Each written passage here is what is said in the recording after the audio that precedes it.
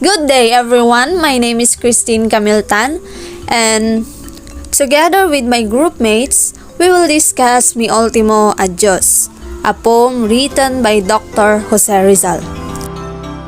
Mi Ultimo Adios or My Last Farewell in English and in Tagalog, Huling Paalam ni Rizal is a last poem written by Dr. Jose Rizal, the last piece that he wrote before he died. So let us discuss a short background of Mi Ultimo Adios in history. Mi Ultimo Adios originally had no title and was unsigned and undated. But it was later on entitled Mi Ultimo Pensamiento by Mariano Ponce when he published the poem in Hong Kong. Father Mariano Dacanay, who received a copy of the poem, published it in the first issue of La Independencia on September 25, 1898, with the title Ultimo Adios or in English, Last Farewell. So the poem was later on known as Mi Ultimo Adios. My Last Farewell was believed as Rizal's last will because he wrote it on the night before he was executed. Below is the English translation of the poem Mi Ultimo Adios. The national hero of the Philippines, Dr. Jose Rizal, wrote Mi Ultimo Adios in Fort Santiago on the eve of his execution by the Spanish on December 30, 1896. Mi Ultimo Adios is a poem that tells us how Rizal wants to express no regret but only gladness in giving his life to the country. Through this poem, Rizal was giving his last message to his countrymen. For him, offering his life was the best way he could show his love for the country. Rizal expressed that he was not resentful, but he was hopeful that his death would serve as inspiration to everyone.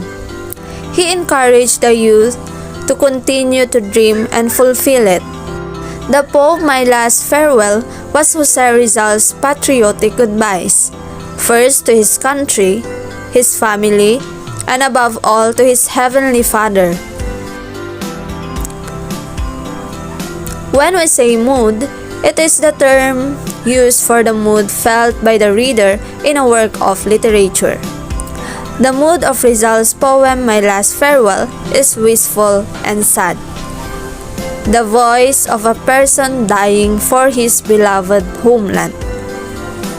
The speaker seems to feel nostalgia for times past and the dreams of his youth, but no regret for giving his life for his countrymen.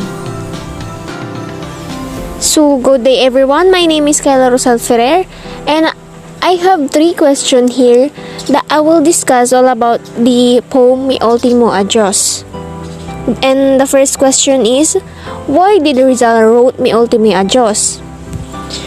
Jose Rizal was imprisoned in Fort Santiago Intramuros for the charge of rebellion, sedition, and conspiracy, in which he was convicted in all 3 charges and sentenced to death by firing squad. And at the eve before his execution, Rizal wrote his final poem in a single paper, revealing his strong nationalism and unwavering love for his country. Jose Rizal offered his life to show his love for the country. He is not resentful. Instead, he challenged each of the Filipinos to succeed and to love our country. In this poem, Rizal recorded the events that led him to dedicate his life and work to his country and his dreams of freedom in the Philippines. And the second question is, who did Rizal give his last poem, Mi Ultimo Adios? This is a poem by Dr. Jose Rizal penned just hours before he was executed. The poem was originally written in Spanish and was not given any title. Rizal hid the paper containing the poem in an alcohol stove, which was later given to his sister Narcisa. So the last question is, how did Mi Ultimo Adios influence the Filipino way of life? So in 1902, The poem was recited before the American House of Representatives. The poem revealed the nobility of the author and forever changed how Americans look at Filipinos during the American occupation, resulting to the passing of Philippine Bill of 1902.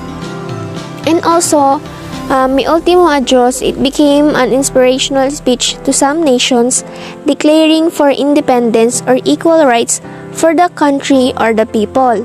Mi Ultimo Adios also became the last push to many nations aiming towards independence and equal rights. Good day everyone, hi! My name is Danica Irish M. Gutierrez, and for today's presentation, I'm going to discuss why Mi Ultimo Adios is important. In Rizal, Mi Ultimo Adios has a huge impact to the society nowadays, not only to the Philippines, but also to the different countries around the world.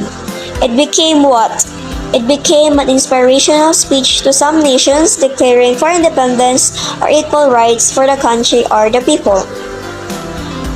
Mi Ultimo Adios is a poem that tells us how beautiful, amazing, and wonderful the Philippines is, and how Rizal wants us to learn from our past and to see the truth and how the world views us.